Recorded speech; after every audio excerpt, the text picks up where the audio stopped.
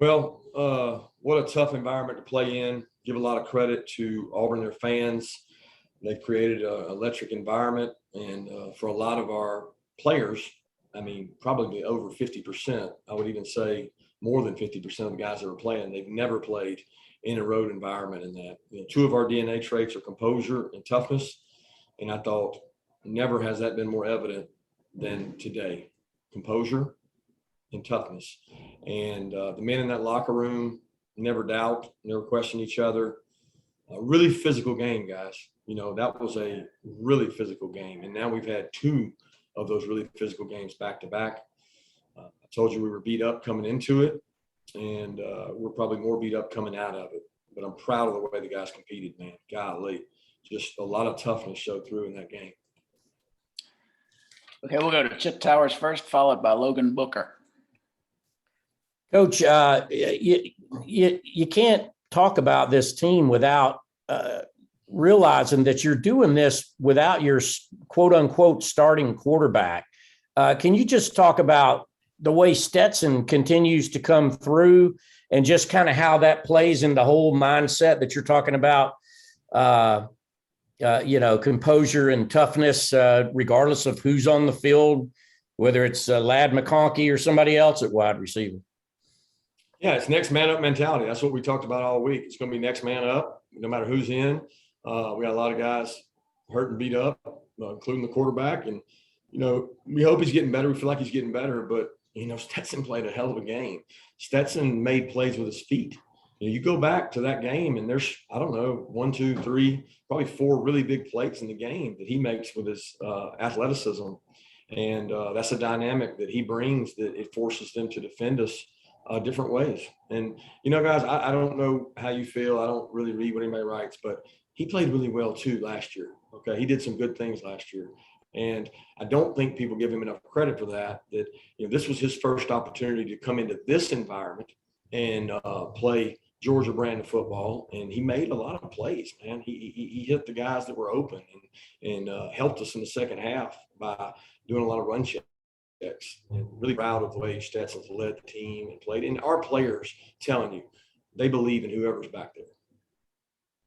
Coach, are you able to give any updates on Jamari or anybody else? You mentioned you're more banged up than you were coming into the game. Yeah, I mean, we lost Chris to a shoulder, and I don't know. At times he thought he could come back. He put his pads back on, and he took them off, and he's got a shoulder injury. But we don't know if he'll be back yet or not. Don't know how. I mean, we probably won't know till midweek next week. Jamari thought he could play on it. It was I think it was an ankle, and he thought he could go on it, but we felt like Roderick was playing well. But again, I don't know. I think we'll have to see those guys Monday, Tuesday, Wednesday to really know. There's no definites. We got a lot of guys out, guys. I mean, just look down the list. You saw the guys today that didn't play. Let's go to Mark Weiser, followed by Dean Liggy. You're talking about toughness with Stetson. Obviously, he took a shot there on the targeting, and I want to ask you about his play action fakes, how effective they are. It seemed to be in the passing game today, especially. Yeah, the play action shots. I thought Monken did a great job calling the game, tying the run game to the play action. And the play actions only work, if you got guys that can run and you got a run game that's working. So the better the run game is, obviously the play action shots work. And thought there were some very timely calls there to get some explosives, and a lot of young players stepped up. Look, I had no idea if you had told me we were coming into Auburn this year 6 months ago and we would have had Ladd and A.D. Mitchell, playing our X and Z. Who would have thought that? Kirby, can you talk about or just Stetson's ability to keep the ball and run? How does that change the offense for y'all? Well, it makes a 11th. They have to defend the 11th guy. We saw it with Bo Nix. There's 3 or 4 third downs that we thought we had him covered great, and he scrambles and makes a play with his legs, and that's what Stetson's able to do. He's not maybe as elusive as Bo, but he's a really good athlete, and he makes plays with his leg. He's able to pull the ball on his own reads. He makes you defend the whole 53 yards. And, we've always felt like Stetson's a really good player. So it wasn't like anybody didn't think he was good. He was playing well last year. Let's go to Anthony Dasher, followed by Alex Scarborough. Hey, Coach, I know you talk about, wanting this team to be on a trajectory and that sort of a thing. But I was wondering from an offensive perspective, and when it comes to trajectory, kind of where do you think it is as a whole? And again, like you said, this team is missing a lot of its weapons. And just one quick thing on that about Kenny McIntosh, why he didn't play today. Yeah, Kenny tried to play. He had a hamstring tight that was bothering him on Thursday, and he warmed up. We thought he was going to be able to go. He wasn't able to go 100%. I think he tried to cover a couple punts. Didn't feel comfortable putting him back there in KOR, and he couldn't go. And another guy down, along with Jermaine Burton. So it's tough. But as far as the trajectory of the offense, it's next man up. I can't. I mean, our offense has been so different every week in terms of who's available, and our offensive staff is using the weapons we have, and thankful that we have enough guys still healthy that we can have a functioning, good, explosive offense. And all you can do is take the guys that are healthy and go play with them, and it's next man up. I thought those guys stepped up today.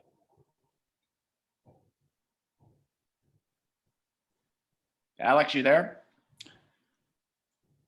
Okay, we'll go to Mike Griffith, followed by Jed May.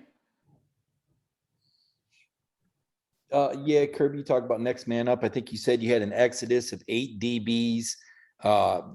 Tyke's not back. I guess that's 9. Smith's down 10. And yet the secondary holds strong. Can you just talk about the players back there and Dan coming in and playing that safety spot when Christopher went out? Yeah, Tyke is there. Tyke played today. I don't know if you noticed. He got in. He played a kickoff, and he played a few snaps on defense. When Lewis went out, we had to move Brady to safety and Tyke to star.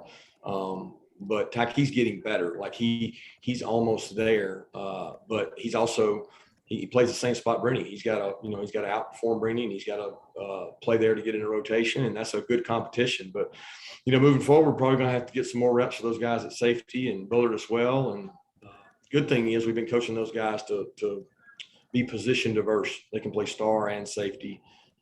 We're hurting at corner too. Nobody's mentioned it, but Amir Speed was injured and not here, and he's a starter on 4 special teams. So between Amir Speed, Jermaine Burton, Jamari Soder, all those guys, Kenny McIntosh, it's just a long list. And what we're going to do is figure out what our best players can do and let them function and go play best brand of football we can. Kirby, it seemed like your defense played really well in the red zone today, holding Auburn to field goals. You got the stop right before halftime. Just how much do y'all emphasize that in practice? And I guess, in your opinion, is that one of the true signs of a good defense that, they're able to bend but not break, I guess? Well, first of all, I think Auburn did a tremendous job offensively. They moved the tempo. They were very patient with the run game. They didn't just abort the run game. When you don't get an early lead, it makes a team able to be patient, and they gotten a lot more third and I would say 1 to 5, 1 to 6. And that's harder. Those are harder when you got an athletic quarterback that can take off running. But we did have some stops in the red that were huge. We emphasize that every week. We brag on our players. We post what they're ranked in the red area. It's a big pride thing for them to be really good in the red area. And that paid off extremely well today. Coach Schumann and Dan do a tremendous job of giving a red area report to our players. And I thought that paid off in this game. Let's go to Seth Everson, followed by John Zinor. Kirby, first off, I'm sorry, but if you said it, but what does Burton have? And second, just on the injuries, should people be impressed by what you all have done despite the injuries, or worried about it catching up to you? Worried about what? I didn't hear the end of that. Worried about the injuries basically catching up to you if you don't get enough important guys back. I really don't know what people should be. I know that for me as the coach, I'm not thinking about what everybody thinks about the injuries. I'm thinking about what we can do to get the players we have in the best place to be successful. That's what coaches do, right? They take what they have and what they have healthy and they go. These aren't injuries that are occurring because, we're banging in practice. That's not the case. Some of these are soft tissue injuries. Jermaine's is a growing that affected him, I think, started bothering him Tuesday. And hey, it's just a cumulative effect at receiver. We've done less receiver work than ever because we lost 3 receivers in the transfer portal, and it's like we got George down, then we got Dom down, And then what happens is the cumulative effect starts getting the other guys, and we've had to cut back. We track their yardages. We do everything we can to help them. But I'll say this, the ones that are healthy, they work hard, they compete. And I'm proud of the way that receiver room has responded.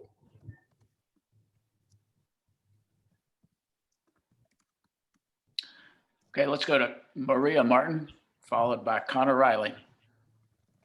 Kirby, you mentioned him briefly, but Lad McConkey, he's been able to develop throughout the season and obviously had a really big game today. Could you just elaborate a little bit more of what you saw from Lad and how pleased you are within him in this offense so far? What I saw from Lad today, or Yeah. you're talking about? Yeah, today. Yeah, I saw a heart of a warrior. You know, I sat in that young man's home, and you know, he didn't have one Power 5 offer, and he wanted to play big time football, and all he did was make catches, punt return, make plays, and it's not his fault who he goes against. I watched him play basketball one night and said, "I want this guy on my team," and his parents were wonderful people and jumped all over the opportunity to come play at Georgia.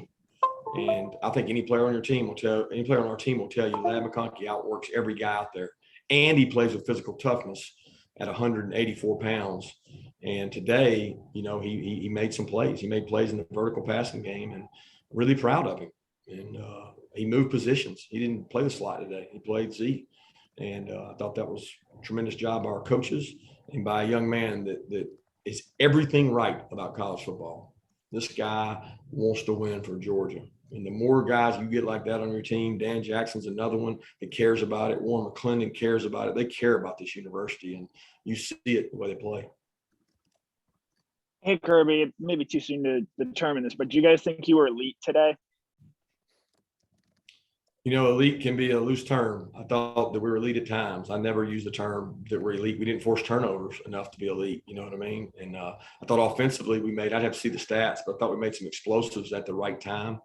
What we were elite toughness, and we were elite composure. You know, Nolan Smith, who's one of our leaders, had a bonehead penalty, and I told him, wipe it up, fold it up, throw it away, let it go. It's over. Go play. And we can't have those on the road. And we'll learn from that. But there's a lot of opportunities our players had to have bad composure or lose energy, and they didn't do that. Got time for one more question, and we'll go to Palmer Tomes. Hey, Kirby, you give up 46 yards rushing today, 272 through the air. How much do you think teams are trying to get the ball to the outside rather than try and push it up the middle against your front seven? Well, that's a little misleading, Palmer. I don't know if you know how they do the stats, but they take out the sacks. So with 4 sacks and Bo Nix going back, they ran the ball better than the numbers indicate. You know, we don't look at numbers on rush with the pass stats in.